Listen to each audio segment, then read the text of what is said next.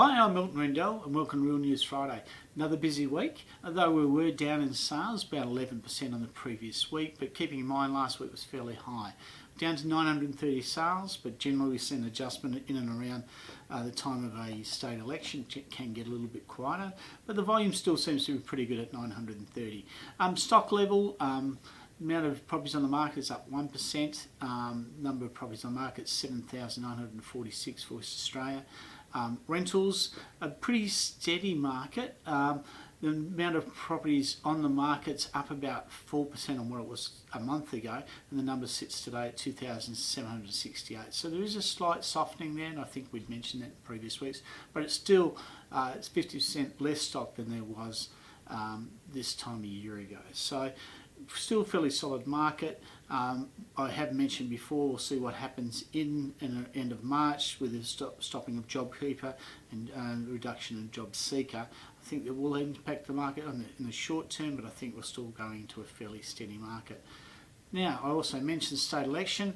Obviously, everyone's forecasting a Labor win, and that's probably pretty well a slam dunk. But it will be interesting to see how many seats the Liberal Party to maintain. That's still fairly important that we have some form of balance within our state system, but not to go into a political argument about that. It's just important to have some sort of balance.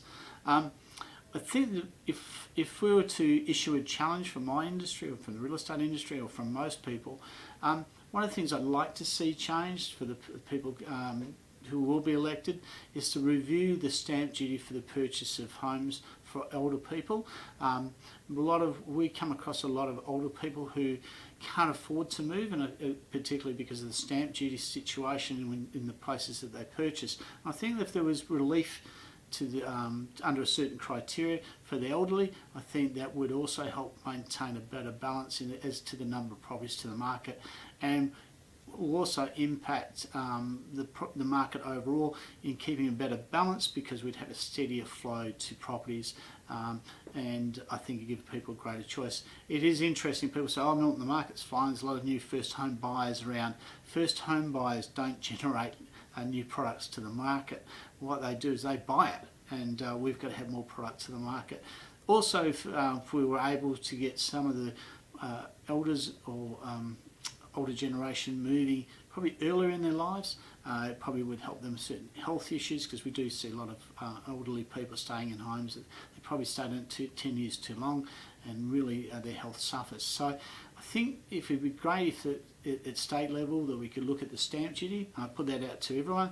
See if you can rattle the cage of your local politician and see if they can get to review the stamp duty for the elderly, and see if we can make their transitions better and simpler in the future, and I think that'll also help our overall market. Anyway, thanks again for tuning in, and if you want to check anything out, check out realestateplus.com.au, and let's see what happens over the weekend with the election. And don't forget, footy starts next week, and we're looking forward to that. Check out the Real Estate Plus AFL tipping. Please join, and let's see how we go in 2021. And good luck to your footy teams next week.